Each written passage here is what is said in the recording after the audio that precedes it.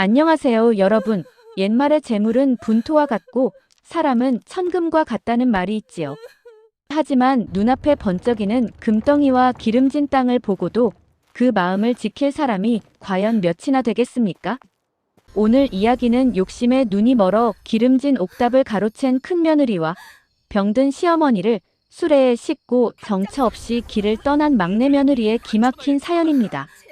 과연 10년 뒤 이들의 운명은 어떻게 뒤바뀌었을까요? 지금부터 그 놀라운 이야기를 시작해 보겠습니다. 영상 시청 전에 구독과 좋아요 부탁드립니다. 사랑해요. 옛날 어느 평화로운 마을에 소문난 만석군 박영감이 살고 있었답니다. 박영감은 평생을 정직하게 일구어온 넓은 농과 밭을 거느린 그야말로 남부러울 것 없는 부자였지요. 하지만 세월 앞에 장사 없다고 정정하던 박영감도 결국 병석에 눕게 되었고 집안에는 무거운 정적이 감돌기 시작했습니다. 방 안에서는 진한 한약 냄새가 진동을 하고 밖에서는 박영감의 눈치를 보며 숨을 죽이는 식솔들의 발걸음 소리만 들려왔지요. 이때 박영감의 곁을 지키며 수발을 들던 이는 효심 깊은 막내 며느리였으나 정작 집안의 안주인 노릇을 하던 큰 며느리의 머릿속엔 딴 생각이 가득했답니다. 큰 며느리는 박영감이 숨을 거두기도 전에 이미 안방 창고에 열쇠 꾸러미와 곳간에 쌀가마니 술을 세고 있었으니 그 탐욕이 얼마나 대단했는지 알만하지요. 그녀는 남편을 옆으로 불러내어 매일같이 속삭였습니다. 여보, 아버님 기운이 예전 같지 않으시니 미리 손을 써야 합니다. 저 넓은 땅들이 다 누구 것입니까? 우리가 장손인데 설마 저 철부지 막내네에게 나눠주실 건 아니겠지요? 큰아들은 우유부단한 성격이라 그저 아내의 말에 고개를 끄덕일 뿐이었고 큰 며느리의 계획은 착착 진행되어 갔습니다. 마침내 박영감이 긴 숨을 몰아쉬며 마지막 유언을 남기려 할 때였습니다. 방 안의 공기는 차갑게 식어 있었고 모두가 박영감의 입술 끝에 매달려 귀를 기울이고 있었지요.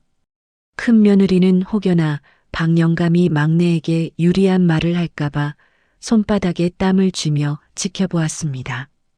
박영감은 힘겹게 입을 열어 막내 며느리를 불렀습니다. 얘야, 내가 고생이 많았다. 내가 가진 것 중 가장 귀한 것을 너에게 주고 싶구나. 그 말을 듣는 순간 큰 며느리의 눈빛이 매섭게 변하며 방 안의 공기가 일순간 팽팽하게 얼어붙었습니다. 이것은 단순한 긴장이 아니라 누군가의 욕망이 폭발하기 직전의 고요함이었지요. 큰 며느리는 박영감이 말을 맺기도 전에 가로채듯 소리쳤습니다. 아버님, 걱정 마십시오. 장남인 저희가 가업을 이어받아 선산과 옥답을 잘 지키겠나이다. 막내는 그저 몸만 건강하면 되지 않겠습니까? 박영감은 허망하게 큰 며느리를 바라보다가 끝내 뒷말을 잇지 못한 채 세상을 떠나고 말았습니다. 상례가 채 끝나기도 전부터 큰 며느리의 안면 몰수는 시작되었답니다. 그녀는 박영감이 남긴 장부를 독차지하고 앉아 마을 사람들을 불러 모았습니다. 우리 아버님께서 평소에 장남에게 모든 재산을 물려주겠다고 입버릇처럼 말씀하셨소. 여기 증인들도 있지 않소? 돈에 매수된 몇몇 소작인들이 고개를 끄덕이자 큰 며느리는 기세등등하게 막내네를 향해 선언했습니다. 막내야, 너희는 아직 젊으니 자립할 힘이 있지 않느냐? 저기 뒷산 너머에 있는 돌밭 몇 마지기를 줄 터이니 그리로 나가 살거라. 시청자분들, 참으로 기가 막힌 노릇이 아니겠습니까? 평생을 수발들며 고생한 막내에게는 농사도 지을 수 없는 황무지를 던져준 것이지요. 하지만 큰 며느리의 악행은 여기서 끝이 아니었습니다. 그녀는 병들고 거동이 불편해진 시어머니를 바라보며 혀를 끌차더니 차가운 목소리로 뱉었습니다. 나는 이제 큰 살림을 도맡아야 하니 노인네 수발들 시간이 없다. 효부라고 소문난 막내 내가 어머니를 모셔가거라. 그게 공평하지 않겠니? 재산은 본인이 다 챙기고 짐이 되는 시어머니는 막내에게 떠넘기려는 속셈이었던 것이지요. 막내 며느리는 억울함에 눈물이 핑 돌았지만 차마 병든 시어머니 앞에서 다툴 수가 없었습니다. 그녀는 그저 고개를 숙인 채 떨리는 목소리로 대답했습니다. 네, 형님. 어머니는 제가 모시겠습니다. 그렇게 막내 며느리는 아무것도 가진 것 없이 집에서 쫓겨나게 되었답니다. 큰 며느리는 마치 큰 선심이라도 쓰듯 광구석에 처박혀 있던 낡은 나무 수레 하나를 끌어다 놓았습니다. 자, 이건 내가 주는 선물이다. 노인네를 업고 갈 수는 없으니 여기 태워서 가거라. 바퀴가 덜덜거리고 삐걱대는 소리가 요란한 언제 부서질지 모르는 초라한 수레였지요. 막내 며느리는 정성껏 이불을 깔아 시어머니를 그 위에 조심스럽게 앉혔습니다. 시어머니는 기운이 없어 초점 없는 눈으로 허공만 바라보며 가느다란 숨을 내쉬고 있었답니다. 큰 며느리는 대문을 걸어 잠그며 비릿한 미소를 지었습니다. 잘 가거라. 이제 이 집 담장 안으로는 얼씬도 하지 마라. 너희 같은 가난뱅이들이 드나들면 부정탄다. 막내 며느리는 수레의 손잡이를 꽉 쥐었습니다. 손바닥에 닿는 거친 나무의 감촉이 마치 본인의 앞날처럼 막막하게 느껴졌지요. 그녀가 수레를 끌고 마을길을 나서자 동네 사람들이 하나둘씩 모여들어 수군거리기 시작했습니다. 쯧쯧, 저 효부 막내네가 결국 저렇게 쫓겨나는구먼. 큰 며느리가 독해도 너무 독해. 땅이란 땅은 지 혼자 다 처먹고 병든 어머니를 저런 수레에 실어보내다니 천벌을 받을 게야. 사람들의 동정 어린 시선을 뒤로하고 막내 며느리는 묵묵히 발걸음을 옮겼습니다. 고갯마루를 넘을 때마다 수레는 비명을 질렀고 막내 며느리의 이마에는 땀방울이 송골송골 맺혔지요. 하지만 그녀는 한 번도 뒤를 돌아보지 않았습니다. 오히려 혹여나 시어머니가 흔들림에 어지러우실까봐 길가에 튀어나온 돌멩이 하나하나를 피해가며 조심조심 수레를 끌었답니다. 해가 뉘엿뉘엿 지고 찬바람이 불어오기 시작할 무렵 그들은 큰 며느리가 준 황무지에 도착했습니다. 그곳은 말 그대로 사방이 돌천지에 잡초만 무성한 사람의 손길이 닿지 않은 버려진 땅이었지요. 다 쓰러져가는 오두막 한 채가 그들을 반길 뿐이었습니다. 막내 며느리는 시어머니를 방 안으로 모시고 들어가 낡은 이불을 덮어드렸습니다. 어머니, 고생 많으셨지요? 비록 좁고 초라하지만 여기가 이제 우리 집입니다. 제가 어떻게든 어머니 굶기지 않고 잘 모실게요. 시어머니는 그제야 막내 며느리의 손을 꼭 잡으며 눈물을 흘렸습니다. 말은 못해도 며느리의 그 따뜻한 마음이 가슴속 깊이 전해진 것이지요. 그런데 시청자분들, 여기서 기묘한 일이 벌어집니다. 큰 며느리가 그토록 탐냈던 문전옥답은 그해부터 이상하게도 수확이 줄기 시작했답니다. 심지어 멀쩡하던 우물이 말라버리고 애지중지하던 소들이 시름시름 앓기 시작했지요. 반면 막내가 도착한 그 돌밭 오두막 뒤편에서는 밤마다 은은한 빛이 흘러나온다는 소문이 돌기 시작했습니다. 막내 며느리는 밤낮으로 돌을 골라내고 땅을 일구었습니다. 손톱이 깨지고 발바닥에 굳은 살이 박여도 그녀는 시어머니를 위해 웃음을 잃지 않았습니다. 어느 날 밤 막내 며느리가 깊은 잠에 들었을 때였습니다. 방 안을 가득 채운 고요함 속에서 시어머니가 갑자기 일어나 앉아 막내 며느리를 빤히 바라보았습니다. 시어머니의 눈빛은 낮의 그 흐릿함과는 전혀 다른 무언가 신비롭고 예리한 기운을 띠고 있었지요. 그것은 마치 폭풍이 몰아치기 전에 고요한 바다와도 같은 기운이었습니다. 시어머니는 천천히 품속에서 작은 주머니 하나를 꺼내 들었습니다. 그리고 자고 있는 막내 며느리의 머리맡에 그것을 내려놓으며 나직하게 의조렸습니다. 사람을 품은 내가 진짜 주인이구나. 땅은 거짓말을 하지 않으니 이제 내가 그 복을 받을 차례다. 다음 날 아침 잠에서 깬 막내 며느리는 머리맡에 놓인 주머니를 보고 깜짝 놀랐습니다. 그 안에는 오래된 씨앗 몇 알과 함께 반짝이는 은가락지 하나가 들어 있었지요. 막내 며느리는 시어머니께 여쭤보았으나 시어머니는 다시 예전처럼 그저 허허 웃으며 먼 산만 바라보실 뿐이었습니다. 그녀는 그 씨앗이 무엇인지 몰랐으나 정성을 다해 오두막 앞 작은 텃밭에 심었답니다. 그런데 이 씨앗이 싹을 틔우자마자 마을 전체에 기이한 소문이 퍼졌습니다. 보통의 식물과는 달리 은빛 광채를 내며 하루가 다르게 쑥쑥 자라났기 때문이지요. 게다가 그 식물이 자라난 땅은 주변의 돌들이 저절로 부서져 비옥한 흙으로 변하는 것이 아니겠습니까? 마을 사람들은 이를 보고 하늘이 내린 복이라며 칭송하기 시작했습니다. 하지만 이 소식은 곧 욕심 많은 큰 며느리의 귀에도 들어갔지요. 큰 며느리는 배가 아파서 잠을 잘 수가 없었습니다. 아니, 그 망할 것들이 간 돌밭에서 무슨 보물이 나왔단 말이냐? 분명 노인네가 뒤로 몰래 챙겨준 것이 틀림없어. 큰 며느리는 당장 하인들을 거느리고 막내네 오두막으로 들이닥쳤습니다. 그녀는 다짜고짜 시어머니의 멱살을 잡을 듯이 굴며 소리쳤습니다. 어머니, 저한테는 땅만 주시고 저 비천한 막내한테는 보물을 주셨단 말입니까? 어서 내놓으세요. 가문의 재산은 장손인 우리 것이란 말입니다.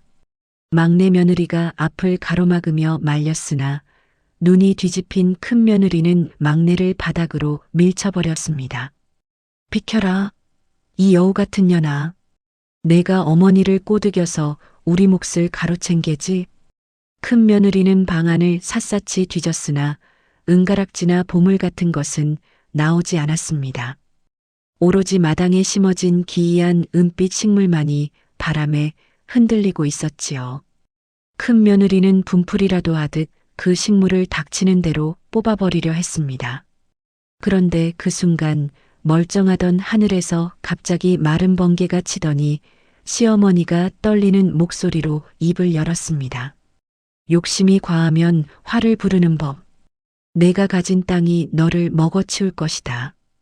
그 목소리는 평소 시어머니의 힘없는 목소리가 아니라 마치 천둥 소리처럼 웅장하게 방 안에 울려 퍼졌습니다. 큰 며느리는 순간적으로 소름이 돋아 뒷걸음질을 쳤습니다. 방 안의 공기는 순식간에 차갑게 얼어붙었고 큰 며느리의 심장 소리가 밖으로 들릴 정도로 크게 울렸지요. 그것은 재앙이 닥치기 전 운명이 내리는 마지막 경고와도 같았습니다. 큰 며느리는 애써 태어난 척하며 소리쳤습니다. 흥, 미친 노인네가 헛소리를 하는구나. 두고 보자, 너희가 얼마나 잘 사는지. 그녀가 씩씩거리며 오두막을 떠나자마자 거짓말처럼 큰 며느리의 집에서 연락이 왔습니다. 마님, 큰일 났습니다. 마을 사또가 들이닥쳐서 우리 논밭이 원래 국유지였다며 전부 몰수하겠다고 합니다. 방 영감이 생전에 서류를 완벽히 해두지 않았던 틈을 타 탐관오리가 재산을 통째로 가로채려 한 것이지요. 큰 며느리는 그 자리에 주저앉아 대성통곡을 했습니다. 땅을 가졌으나 땅에 배신당한 꼴이 된 것입니다. 반면 막내 며느리가 가꾼 은빛 식물은 커다란 열매를 맺었습니다. 그 열매 안에는 금보다 귀하다는 진귀한 약재가 들어 있었고 이는 나라의 임금님께까지 알려지게 되었답니다. 시청자분들, 참으로 통쾌한 반전이 아니겠습니까? 재물을 쫓던 자는 모든 것을 잃고 사람을 소중히 여긴 자는 생각지도 못한 복을 받게 된 것입니다. 하지만 이것은 시작일 뿐 막내 며느리와 시어머니에게는 더 놀라운 비밀이 숨겨져 있었지요. 세상 이치가 참으로 묘하지 않습니까? 어떤 이는 금은보화를 손에 쥐고도 불안함에 밤잠을 설치고 어떤 이는 빈손으로 길을 나섰으나 발걸음마다 복이 굴러 들어오니 말입니다. 큰 며느리는 나라의 땅을 몰수당하고 가세가 기울기 시작하자 제정신이 아니었답니다. 번쩍이던 비단 치마는 어느새 때가 타서 꼬질꼬질해졌고 고소한 기름 냄새가 끊이지 않던 주방에서는 한숨 소리만 깊어갔지요. 그녀는 매일같이 동네 어귀에 서서 막내네 오두막 쪽을 바라보며 저주를 퍼부었습니다. 내가 가져야 할 복을 그 천한 것들이 가로챘어. 분명 그 노인네가 산삼이라도 숨겨두었다가 준 게 분명해. 큰 며느리는 자신의 잘못은 생각지도 않고 오로지 남의 복을 시기하며 속을 태웠으니 그 모습이 참으로 추하기 짝이 없었답니다. 반면 막내 며느리의 오두막에는 기적이 일어났습니다. 그녀가 심은 은빛 식물은 단순한 약초가 아니었습니다. 그 잎을 다려 시어머니께 대접하자 굽었던 허리가 펴지고 흐릿하던 눈망울이 총명하게 빛나기 시작한 것이지요. 시어머니는 이제 수레에 실려 다니던 병자가 아니었습니다. 오히려 막내 며느리의 손을 잡고 텃밭을 일구며 인자한 웃음을 짓는 기품 있는 노부인의 모습으로 돌아왔답니다. 마을 사람들은 이를 보고 막내네 집에 신선이 강림했다느니 하늘이 내린 효부라 복을 받았다느니 하며 칭찬이 자자했습니다. 어느 날 막내 며느리는 마당에 세워둔 낡은 수레를 보며 지난 날을 회상했습니다. 큰 며느리가 버리다시피 던져준 그 초라한 수레가 없었더라면 과연 여기까지 올 수 있었을까 하는 생각이 들었지요. 그녀는 수레의 먼지를 닦아내며 혼잣말을 중얼거렸습니다. 어머니를 모시고 온 이 수레가 우리 집의 보물 1호입니다. 형님은 땅을 가졌지만 저는 어머니와 이 소중한 인연을 가졌으니 제가 더 부자지요. 그때였습니다. 갑자기 수레바퀴 축에서 무언가 반짝이는 것이 툭 떨어졌습니다. 막내 며느리가 허리를 숙여 그것을 주워보니 놀랍게도 박 영감이 생전에 쓰던 비밀 인장이 새겨진 작은 금판이었습니다. 그 금판 뒤에는 박 영감의 필체로 이렇게 적혀 있었답니다. 진정한 효심으로 이 수레를 끄는 자, 가문의 모든 비밀 창고를 열 수 있는 열쇠를 얻으리라. 시청자분들, 박 영감은 이미 알고 있었던 것이지요. 욕심 많은 큰 며느리는 절대 이 낡은 수레를 끌지 않을 것이라는 사실을 말입니다. 가장 천대받고 버려진 물건 속에 가장 귀한 보물을 숨겨두었던 박 영감의 지혜에 무릎을 탁 치게 되지 않습니까? 하지만 이 사실을 알게 된 큰 며느리가 가만히 있을 리가 없었지요. 그녀는 담벼락 뒤에 숨어 이 광경을 지켜보고 있었고 그녀의 눈은 이미 광기에 휩싸여 번뜩이고 있었습니다.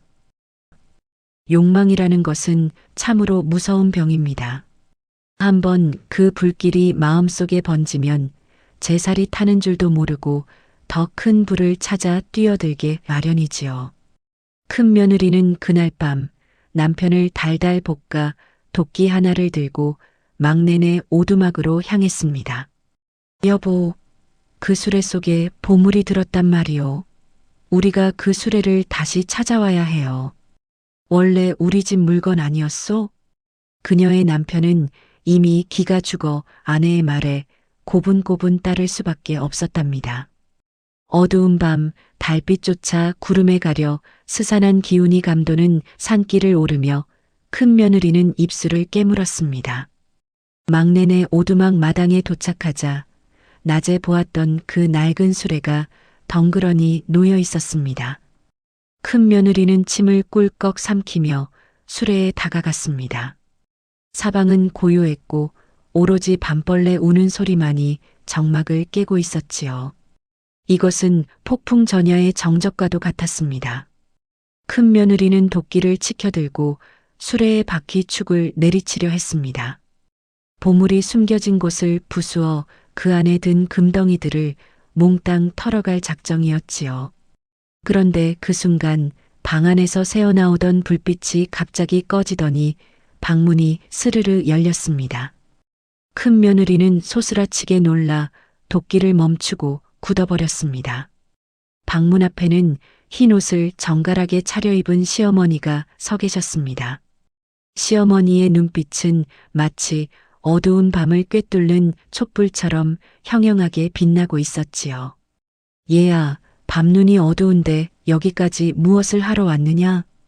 시어머니의 목소리는 낮고 차분했지만 그 안에는 거부할 수 없는 위엄이 서려 있었습니다. 큰 며느리는 당황하여 도끼를 등 뒤로 숨기며 더듬거렸습니다. 아, 어머니. 저는 그저 어머니가 잘 계신지 걱정이 되어서, 그리고 이 수레가 너무 낡아 보여서 새로 고쳐드리려고. 거짓말을 내뱉는 큰 며느리의 눈동자가 이리저리 흔들렸습니다. 시어머니는 빙글에 미소를 지으셨지만 그 미소는 큰 며느리의 간담을 서늘하게 만들었지요. 고맙구나. 하지만 이 수레는 이미 주인을 만났으니 더 이상 손 뗄 필요가 없단다. 너는 이미 내 몫의 땅을 가지지 않았느냐? 시어머니의 말에 큰 며느리는 울컥 화가 치밀어 올랐습니다. 그 땅은 나라에서 다 뺏어갔단 말입니다. 아버님이 저한테는 쓸모없는 땅만 주시고 저 막내한테는 보물이 든 수레를 주셨으니 이건 불공평합니다. 큰 며느리는 결국 본색을 드러내며 악을 쓰기 시작했습니다. 여러분, 사람이 눈이 멀면 앞뒤를 가리지 못한다고 하지요. 큰 며느리는 시어머니를 밀치고 수레를 강제로 끌어가려 했습니다. 하지만 이상한 일이 벌어졌습니다. 낮에는 막내 며느리가 가볍게 끌던 그 수레가 장정 둘이 달라붙어도 꿈쩍도 하지 않는 것이 아니겠습니까? 마치 땅속 깊이 뿌리를 내린 거대한 바위처럼 수레는 그 자리에 붙박여 움직이지 않았습니다. 큰 며느리는 씩씩거리며 수레 손잡이를 부여잡고 온 힘을 다했습니다. 이게 왜 안 움직여? 여보, 당신도 같이 좀 끌어봐요.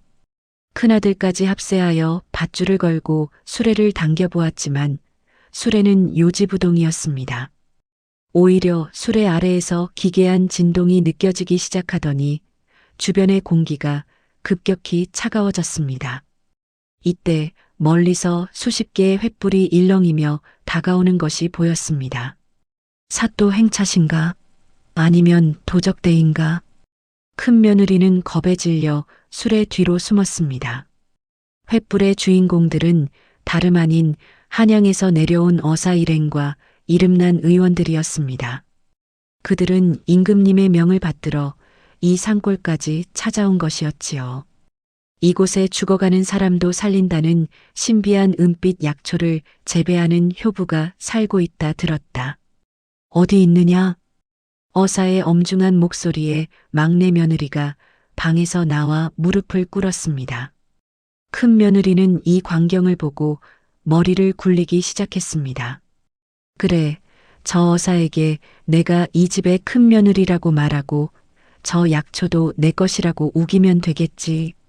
그녀는 뻔뻔하게 앞으로 나서며 어사에게 절을 올렸습니다. 나리, 제가 바로 이 집의 안주인입니다. 저기 있는 약초는 제가 정성껏 가꾼 것이고 저 막내녀는 제 수발을 드는 종년일 뿐입니다. 시청자분들, 참으로 하늘이 노알 노릇이지요? 어사는 눈썹을 치켜세우며 큰 며느리를 바라보았습니다. 허면 내가 그토록 효심이 깊어 병든 시어머니를 극진히 모셨단 말이냐? 큰 며느리는 눈물을 훔치는 척하며 대답했습니다. 그렇고 말고요. 제가 매일같이 어머니를 위해 기도하고 약을 달여 올렸나이다. 어사는 의미심장한 미소를 지으며 시어머니를 향해 고개를 숙였습니다. 부인, 이 여인의 말이 사실입니까?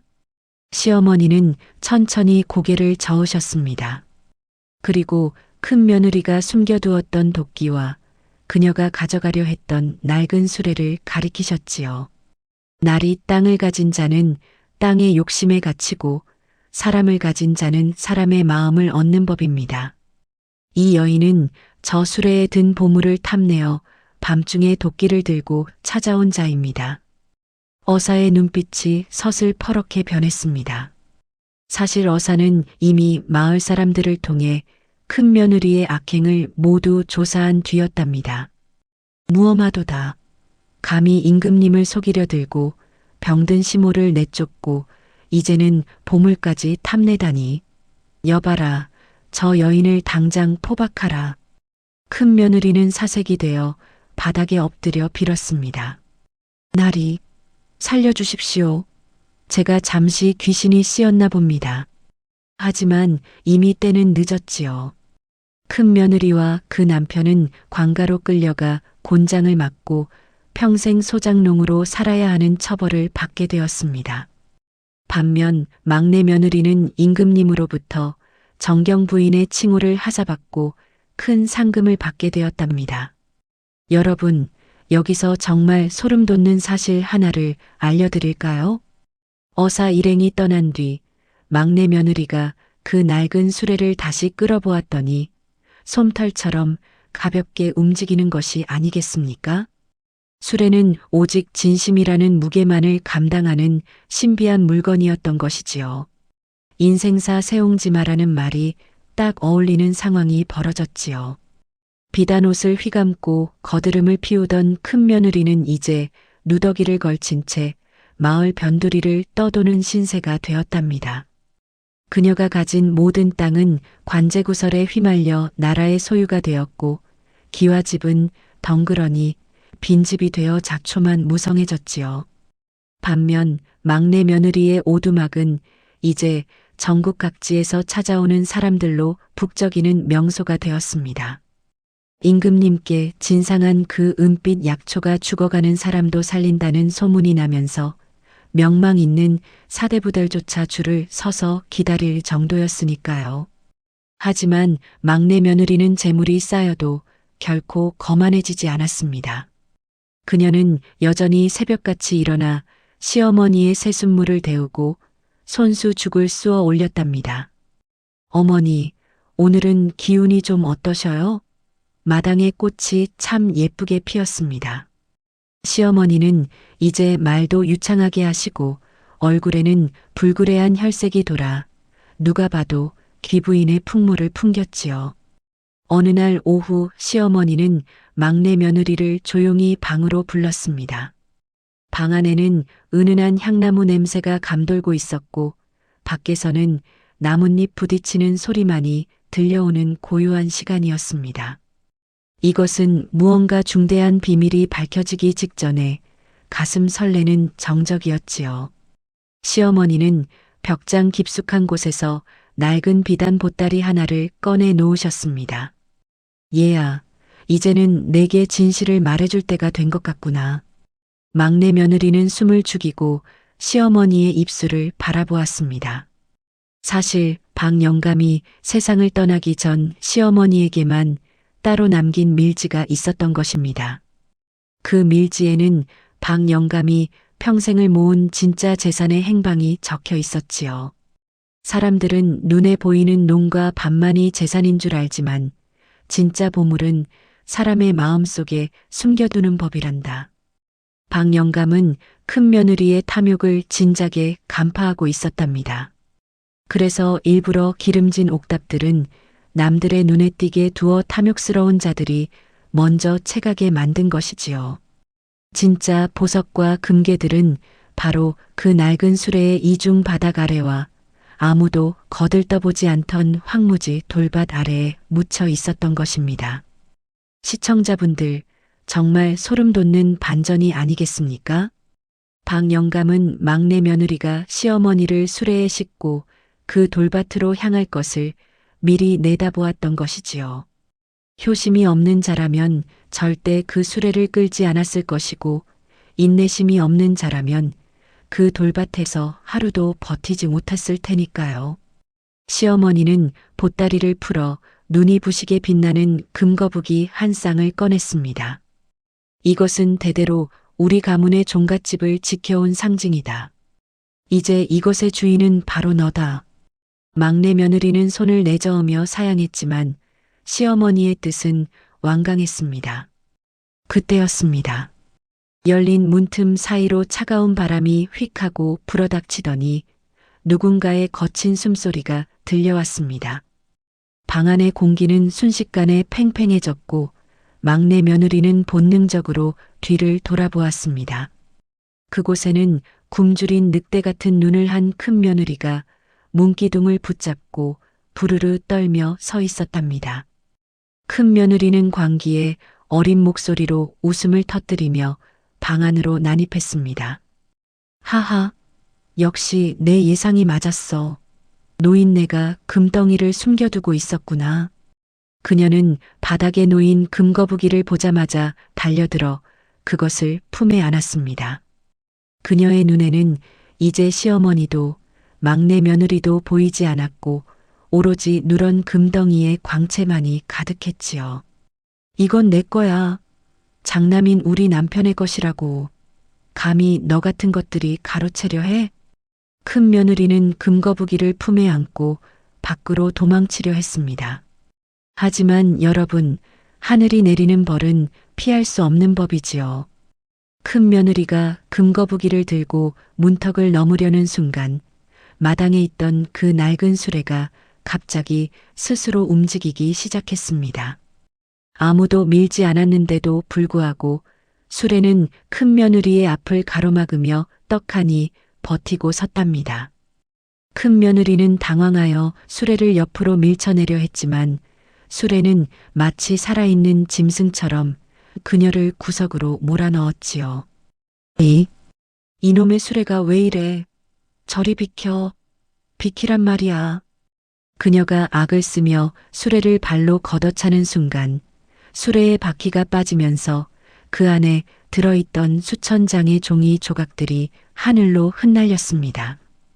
그것은 금덩이가 아니었습니다. 바로 큰 며느리가 그토록 갖고 싶어 했던, 하지만 이제는 종이 조각이 되어버린 옛날 땅 문서들이었지요. 박 영감은 이미 오래전에 그 땅들을 처분하여 가난한 백성들을 위한 구휼 자금으로 내놓았던 것입니다. 큰 며느리가 품에 안았던 금거북이 역시 그녀의 손 안에서 차가운 돌덩이로 변해버렸습니다. 시청자분들, 이것이 바로 야담에서 말하는 업보라는 것이지요. 욕심에 눈이 먼 자에게는 보물도 돌덩이로 보이고 진심을 다하는 자에게는 돌덩이도 보물이 되는 법입니다. 큰 며느리는 허망하게 발바닥 아래 흩어진 종이들을 보며 자리에 주저앉아 넋을 잃었습니다. 내 땅, 내 금거북이, 다 어디 갔어? 전부 가짜란 말이야? 이때 시어머니가 천천히 그녀에게 다가가 손을 내밀었습니다. 큰 며느리는 시어머니의 손을 뿌리치려 했지만 시어머니의 따뜻한 온기가 닿자마자 서러운 눈물을 쏟아내기 시작했습니다. 얘야, 내가 품었던 것은 땅이 아니라 허영이었고 내가 가졌던 것은 시어머니가 아니라 짐짝이었구나. 시어머니의 꾸짖음에는 미움보다는 가엾게 여기는 마음이 더 컸답니다. 시청자분들, 이 광경을 지켜보던 막내 며느리의 마음은 어떠했겠습니까? 그녀는 큰 며느리를 원망하기보다 인간의 탐욕이 얼마나 허망한지를 절실히 느끼며 두 손을 모아 기도했지요. 마을 사람들은 이 소문을 듣고 하나둘씩 모여들어 큰 며느리의 비참한 최후를 목격했습니다. 어제까지만 해도 큰 며느리에게 아부하던 이들이 이제는 그녀를 향해 손가락질을 하며 침을 뱉었지요. 인심이라는 것이 이토록 야박하고 무서운 법입니다. 막내 며느리는 사람들을 만류하며 큰 며느리를 방 안으로 들여 따뜻한 밥 한 그릇을 대접했습니다. 형님, 이제 그만 욕심을 내려놓으세요. 어머니 곁에서 같이 농사 지으며 속죄하며 사시지요. 큰 며느리는 막내 며느리의 배려에 고개를 들지 못한 채 흐느껴 울었습니다. 하지만 이 평화로운 화해의 순간도 잠시 산 너머에서 또 다른 검은 그림자가 다가오고 있었으니 그것은 바로 큰 며느리에게 땅을 빼앗았던 탐관오리의 복수국이었습니다. 이야기는 이제 마지막 절정을 향해 치닫고 있었지요. 산 너머에서 들려오던 말발굽 소리는 점점 거세지더니 마침내 막내 며느리의 오두막 앞마당을 가득 메웠답니다. 말을 타고 앞장선 자는 이 고을의 탐욕스러운 사또로 큰 며느리가 가졌던 땅을 몰수한 바로 그 장본인이었지요. 사또는 비단 도포 자락을 휘날리며 말에서 내려와 거만한 표정으로 마당을 훑어보았답니다. 그의 눈에는 오직 은빛으로 빛나는 약초밭과 그 뒤에 숨겨진 보물들에 대한 탐욕만이 이글거리고 있었지요. 사또는 곁에 서 있던 이방에게 눈짓을 보냈고 이방은 기다렸다는 듯이 두루마리를 펼쳐들고 큰 소리로 외쳤답니다. 이곳의 땅과 그 위에서 자라는 모든 식물은 이제부터 관청의 소유임을 선포하노라. 무엄하게도 허가 없이 신비한 약초를 재배하여 사사로이 이득을 취했으니 그 죄를 엄히 물을 것이로다. 방 안에서 이 소리를 들은 막내 며느리는 가슴이 철렁 내려앉았지만 떨리는 몸을 이끌고 밖으로 나갔답니다. 그녀는 사또 앞에 엎드려 간곡하게 빌고 또 빌었지요. 날이 이 약초는 병드신 시어머니를 살리기 위해 하늘이 내려주신 귀한 선물입니다. 재물을 탐내어 키운 것이 아니오니 제발 저희 모녀가 살아갈 이 작은 터전만은 남겨주십시오. 하지만 사또는 코웃음을 치며 막내 며느리를 발로 밀쳐버렸답니다. 그때 뒤쪽에서 지켜보고 있던 큰 며느리가 갑자기 앞으로 튀어나와 사또의 다리를 붙잡았지요. 그녀는 비록 누더기를 걸치고 있었으나 눈빛만은 예전의 그 도끼 어린 모습이 아니었답니다. 나리, 이 아이는 아무 죄가 없습니다. 모든 것은 제 욕심에서 비롯된 일이니 차라리 저를 잡아가십시오. 큰 며느리는 자신의 잘못을 뉘우치며 동생을 지키기 위해 필사적으로 매달렸답니다. 사또는 귀찮다는 듯이 큰 며느리를 뿌리치고는 병사들에게 소리쳤지요. 여봐라, 저 약초들을 뿌리째 뽑아 수레에 싣거라. 그리고 저 방 안에 있는 보물들도 하나도 남김없이 압수하라. 병사들이 약초밭으로 달려들려 할 때 마당 한 구석에 놓여있던 낡은 수레에서 기이한 진동이 울려 퍼졌답니다. 바퀴 하나 제대로 돌아가지 않던 그 수레가 스스로 부르르 떨며 바닥에서 공중으로 살짝 떠오르는 것이 아니겠습니까? 마당의 공기는 순식간에 차갑게 얼어붙었고 병사들은 겁에 질려 뒷걸음질을 쳤답니다. 사또는 당황하여 소리를 질렀지만 그의 목소리는 이미 떨리고 있었지요. 이것은 단순한 물리적인 힘이 아니라 수십 년간 억눌려온 가문의 한과 조상들의 노여움이 폭발하기 직전의 예고였답니다. 사또의 눈앞에서 수레 주위에 푸르스름한 연기가 피어오르더니 그 안에서 박영감의 형상이 희미하게 나타났지요.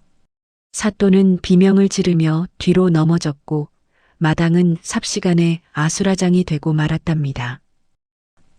아수라장이 된 마당 한가운데서 박영감의 환영은 엄중한 목소리로 꾸짖었답니다.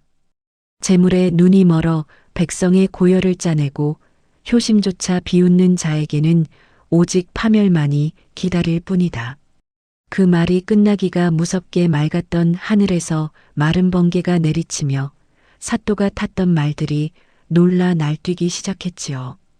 사또와 병사들은 보물은커녕 목숨이라도 건지기 위해 앞다투어 산 아래로 도망치기 시작했답니다. 그들이 버리고 간 횃불과 무기들이 마당 여기저기에 흩어져 뒹굴었지요. 폭풍 같은 기운이 잦아들자 마당에는 다시 평화로운 정적이 찾아왔답니다. 막내 며느리는 넋을 잃고 서 있다가 정신을 차리고 시어머니를 향해 달려갔지요.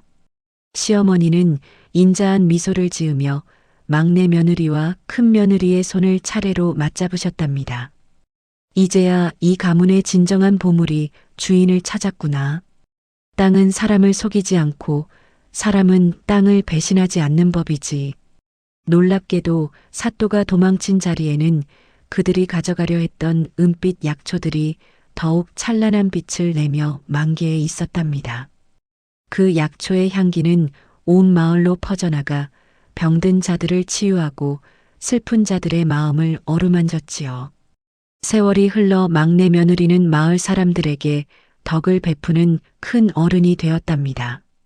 큰 며느리 역시 지난날의 잘못을 씻기 위해 평생을 막내 며느리 곁에서 굳은 일을 도맡으며 함께 살았지요. 그녀는 이제 비단 치마보다 땀방울이 밴 삼배옷을 더 사랑하게 되었답니다. 두 며느리는 매일 아침 그 낡은 수레를 끌고 밭으로 나가 함께 일구며 웃음꽃을 피웠지요. 그 수레는 더 이상 낡고 초라한 짐짝이 아니라 가문을 일으킨 승리의 상징이자 효심의 증표가 되었답니다. 사람들은 이 이야기를 전하며 큰 며느리는 썩어질 땅을 가졌으나 막내 며느리는 영원히 마르지 않는 어머니의 마음을 가졌다고 칭송했지요. 후대에 이르러 그들이 살던 오두막 터에는 큰 정자가 세워졌고 그 이름은 효심정이라 불리게 되었답니다. 지금도 비가 오는 날이면 그 고갯마루에서 삐걱거리는 수레 소리가 들려온다고 전해지지요. 그것은 아마도 진정한 행복이 무엇인지 잊고 사는 세상 사람들에게 들려주는 바람의 경고일지도 모릅니다. 욕심은 모래성 같아 파도 한 번에 무너지지만 사랑과 정은 바위 같아 천년을 간다는 진리를 말입니다. 이야기는 이렇게 끝을 맺지만 그 울림은 우리 마음속에 깊이 남아 오래도록 전해질 것이지요. 오늘 이야기는 여기까지입니다. 재물을 쫓기보다 사람을 얻는 삶이 얼마나 귀한지 다시금 생각해 보게 됩니다. 여러분도 주변의 소중한 인연들과 함께 따뜻한 하루 보내시길 바랍니다. 구독과 좋아요는 큰 힘이 됩니다. 감사합니다.